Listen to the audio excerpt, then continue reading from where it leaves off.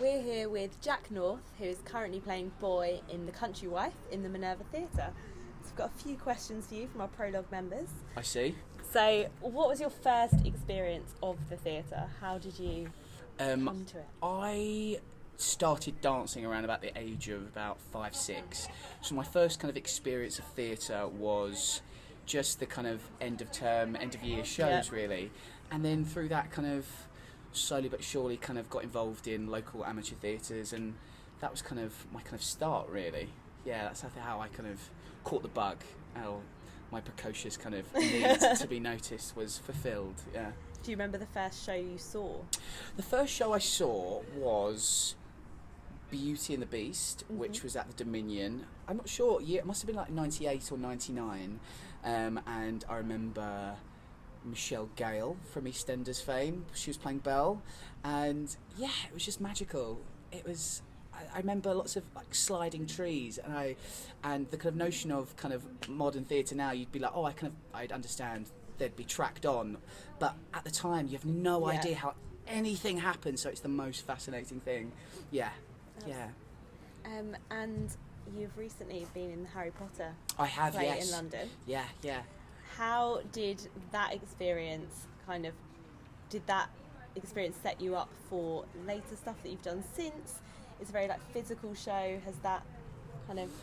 Well, it's really funny because the fact that it's kind of like cloaked in so much mystery. Yeah. And the whole notion behind a lot of its campaign is #KeepTheSecrets, which is funny because as soon as you ever mention the fact that you were in it, everyone just wants to know all about it.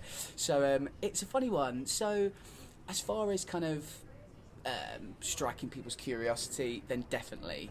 So it's always something to talk about in an audition room anyway. But yeah, I suppose it was just awesome. So if ever I'm given the chance to talk about it, it's always helped me.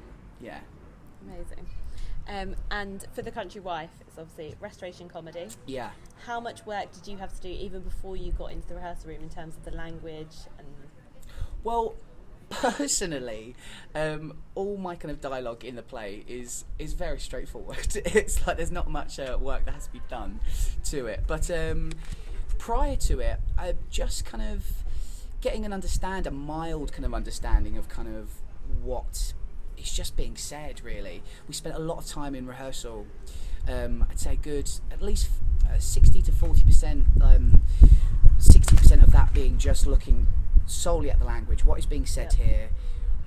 How can we tap into that? If there are any kind of modern parallels, how do we find our way into that, really?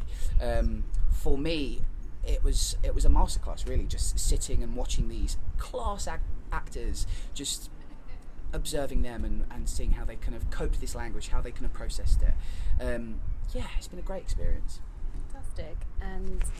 And did you see, obviously it's a modern dress production, how much of today did you see when you first approached the play? When we first approached it, it wasn't really until we started kind of breaking it down, really, that the kind of modern parallels came forward.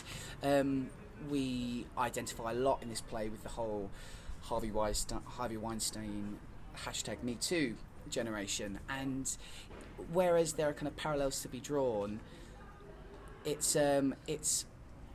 important to know that fact that this was kind of written in a particular period, not to kind of to hold a mirror up to how it may kind of reflect issues from today.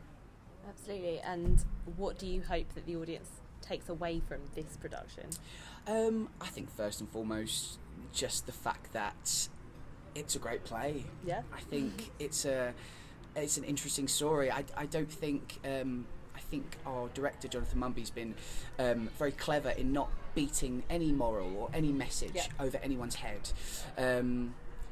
I think first and foremost that they enjoyed themselves. It's a required style of kind of theatre that's kind of rarely done.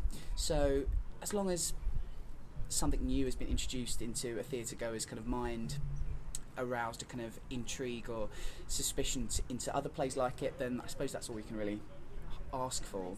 And specifically for sort of the Prologue age group, 16 to 25, what do you think it's given younger audiences? a different style of theatre.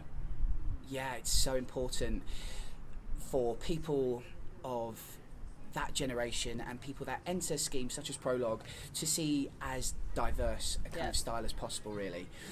So, yeah, opening up into a kind of a style of play, a style of language in particular that isn't just solely Shakespeare, I think is important. There are other writers kind of that time, and restoration comedy is just another kind of factor of that, really. So to hopefully just arouse their kind of interest in that, really. Amazing. And one highlight of your time in Chichester this time around? If not the weather. It's been glorious here. It's been really, really great. The last 2 times I've been here, they've been relatively big, flashy musicals. So to kind of come in again, play the Minerva, which I've never done before, in a play, like who would have thought?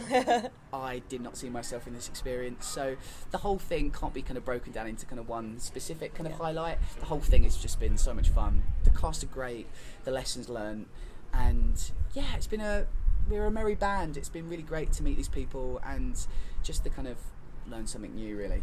Fantastic. Thank you so much. Cheers. And break legs for the rest of the run. Thank you very much. And for whatever you're doing next. Cheers. Thank you very much. Thank you. Cheers.